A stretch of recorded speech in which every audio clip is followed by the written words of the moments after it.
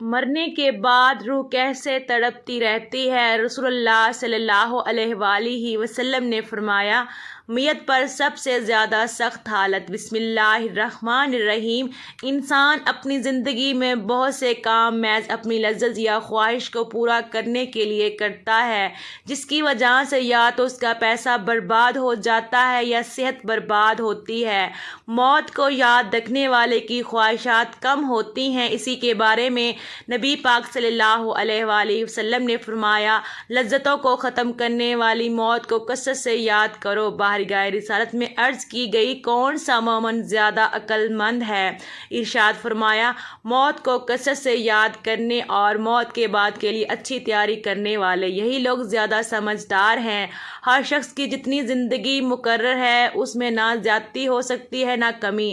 جب زندگی کا وقت پورا ہو جاتا ہے اس وقت حضرت اسرائیل علیہ السلام قبض روح کے لیے آتے ہیں اور اس شخص کے دائیں بائیں جہاں تک نگاہ کام کرتی ہے فرشتے دکھائی دیتے ہیں۔ مسلمان کے آس پاس رحمت کے فرشتے ہوتے ہیں اور کافر کے دائیں بائیں عذاب کے۔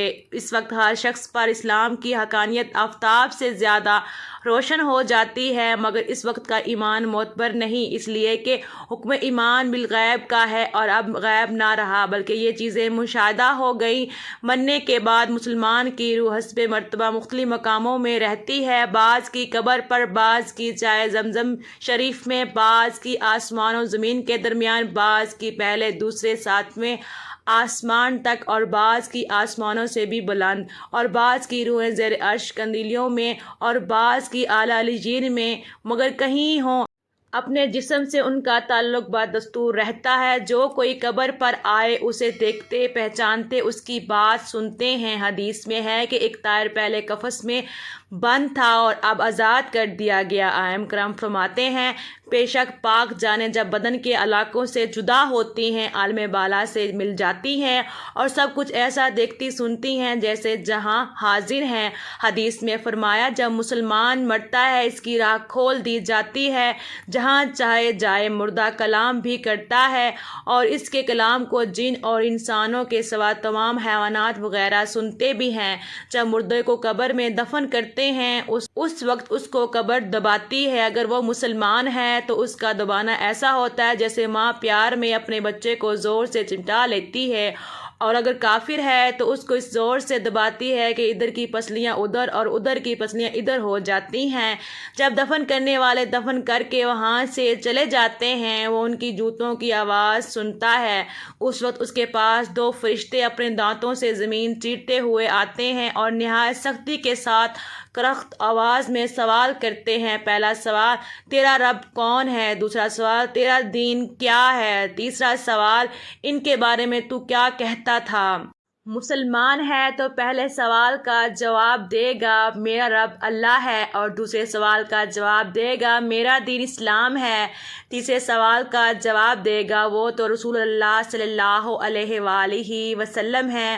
اس وقت آسمان سے ایک منادی ندا کرے گا کہ میرے بندے نے سچ کہا ہے، اس کے لیے جنت کا بچھونا بچھاؤ اور جنت کا لباس پہناؤ اور اس کے لیے جنت کی طرف ایک دروازہ کھول دو، جنت کی نسیم اور خوشبو اس کے پاس آتی رہے گی اور جہاں تک نگاہ پھیلے گی وہاں تک اس کی قبر کشیدہ کر دی جائے گی اور اس سے کہا جائے گا کہ تو سو جا۔ پہلے اس کے بائیں ہاتھ کی طرف جہنم کی کھڑکی کھولیں گے جس سے جلن اور گرم ہوا اور سخت بدبو آئے گی، پھر بند کر دیں گے۔ اس کے بعد دائنی طرف سے جنت کی کھڑکی کھولیں گے اور اس سے کہا جائے گا کہ اگر تو ان سوالوں کے صحیح جواب نہ دیتا تو تیرے واسطے وہ تھی اور اب یہ ہے، تاکہ وہ اپنے رب کی نعمتوں کی قدر جانے کہ کیسے بلائے عظیم سے بچ کر کیسے نعمت عظمیٰ عطا فرمائی۔ اگر مردہ منکر ہے تو سب سوالوں کے جواب میں یہی کہے گا، ہائے افسوس، مجھے تو کچھ معلوم نہیں، میں لوگوں کو کہتے سنتا تھا، خود بھی کہتا تھا۔ اس وقت ایک پکارنے والا آسمان سے پکارے گا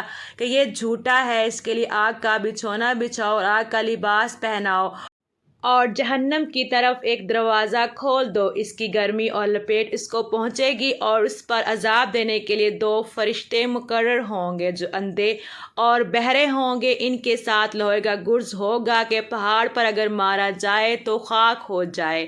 اس ہتھوڑے سے اس کو مارتے رہیں گے، سانپ اور بچھو اسے عذاب پہنچاتے رہیں گے۔ اعمال اپنی مناسب شکل پر متشکل ہو کر کتا یا بھیڑیا یا اور شکل بن کر اس کو عذاب پہنچائیں گے، اور نیکوں کے اعمال حسنہ مقبول و محبوب صورت پر متشکل ہو کر انس دیں گے۔ نبی اکرم صلی اللہ علیہ وآلہ وسلم نے فرمایا، موت کو کثرت سے یاد کیا کرو کیونکہ وہ گناہوں کو زائل کرتی ہے اور دنیا سے بے رغبتی پیدا کرتی ہے۔ سیدنا حسن بصری رحمۃ اللہ علیہ فرماتے ہیں، جس نے موت کی یاد دل میں بسا لی تو دنیا کی ساری مصیبتیں اس پر آسان ہو جائیں گی۔ ایک خاتون نے ام المومنین حضرت عائشہ صدیقہ رضی اللہ تعالی عنہا کی بارگاہ میں دل کی سختی کی شکایت کی تو آپ نے فرمایا، موت کو کثرت سے یاد کرو، تمہارا دل نرم ہو جائے گا۔ ناظرین، حضور صلی اللہ علیہ وآلہ وسلم نے فرمایا، موت کے بعد روح کیسے پکارتی ہے؟ میت کو سب سے زیادہ درد کب ہوتا ہے؟ مرنے کے بعد کا منظر کیسا ہوتا ہے؟ جانیے اس ویڈیو میں۔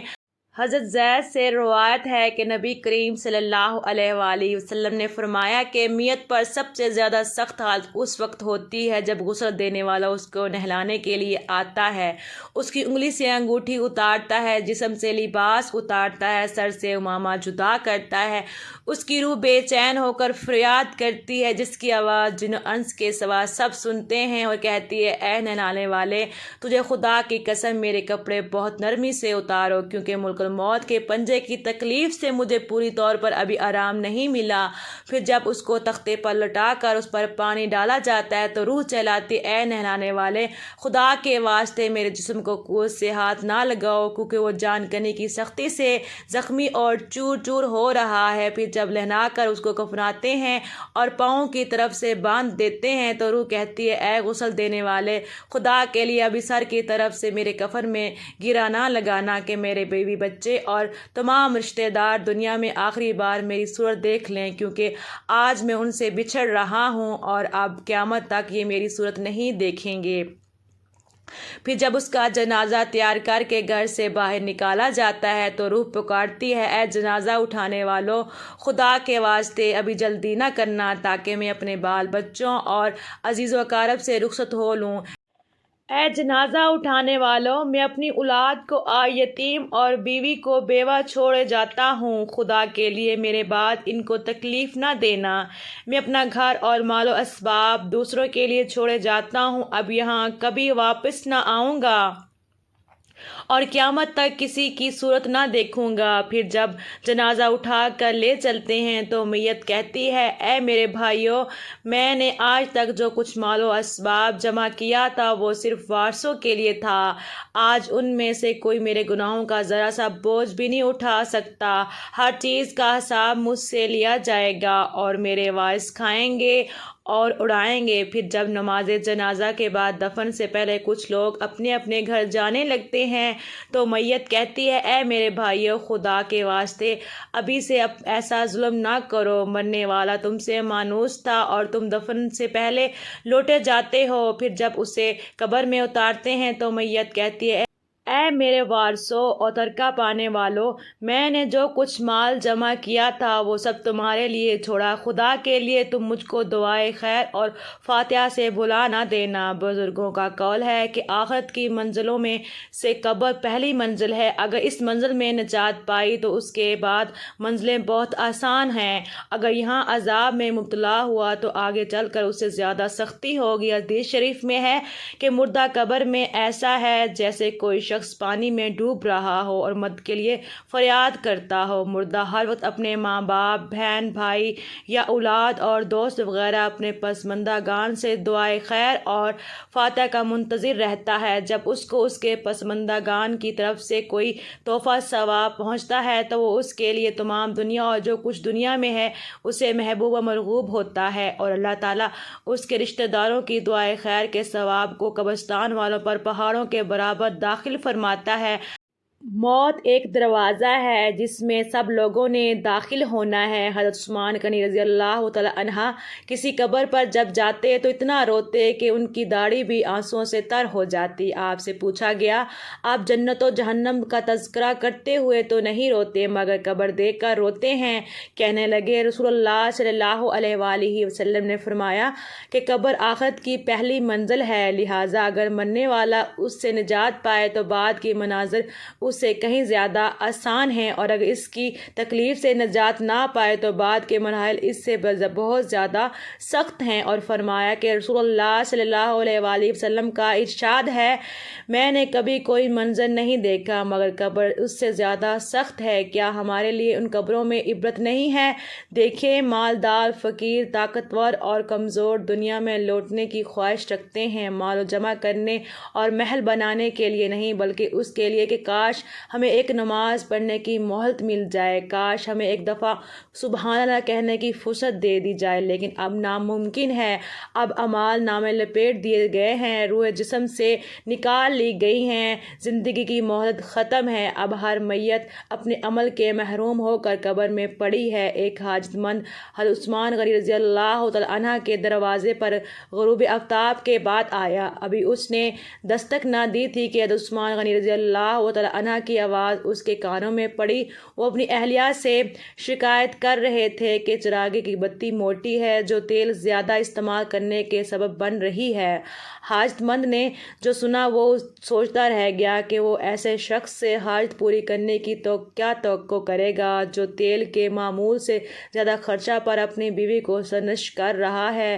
اس نے ارادہ کیا کہ حاجت بیان کر کے دیکھوں، شاید میری کچھ امداد کر ہی دیں۔ دستک سن کر حضرت عثمان غنی رضی اللہ تعالی عنہ باہر آئے۔ حاجت مند نے اپنی حاجت بیان کی اور لہجے میں زیادہ زور دیتے ہوئے کہا کہ ضرورت کچھ زیادہ ہے۔ حضرت عثمان غنی رضی اللہ تعالی عنہ نے اس شخص کا ہاتھ تھاما، بستی سے باہر لے گئے جہاں آپ کا سامان تجارت بڑی تعداد میں رکھا ہوا تھا۔ فرمایا، یہ سب تیری نظر ہے، کیا اس سے تمہاری ضرورت پوری ہو جائے گی؟ وہ شخص حیران ہکا بکا دیکھتا رہ گیا، چنانچہ اس نے عرض کیا، حضرت یہ سب کچھ میری ضرورت سے زیادہ ہے۔ امیر المومنین نے فرمایا، مجھے خوشی ہے کہ یہ تمہاری ضرورت سے کم نہیں۔ اس شخص نے کہا، اے حضرت ایک بات بتائیے، چراغ کی بتی قدر موٹے ہو جانے پر آپ اپنی زوجہ محترمہ کو سرزنش کر رہے تھے، حالانکہ چراغ اس قدر روشنی کی رکھنے میں شاید صرف 1 درہم کا تیل استعمال نہ ہوتا ہو، وہ تو آپ کو گوارا نہ ہوا، اور یہاں ہزاروں کا سامان مجھے بلا تحمل دے رہے ہیں۔ تب آپ نے فرمایا، بھائی، چراغ میں تیل کا زیادہ اسراف ہے اور زیادہ اسراف اللہ کو پسند نہیں ہے، اور مجھے اللہ کے حضور اپنے اعمال کی فکر رہتی ہے، یہاں مجھے فکر اعمال لاحق ہے، اس لیے میں نے سرزنش کے سامان تمہیں اللہ کی خوشنودی کے لیے صدقہ دیا، اس پر اجر کی امید ہے اور وہاں پر حساب کا خوف ہے۔ اللہ تعالی ہم سب کو دین کی سمجھ نصیب فرمائے اور ہمارا خاتمہ ایمان پر فرمائے، آمین ثم آمین یا رب العالمین۔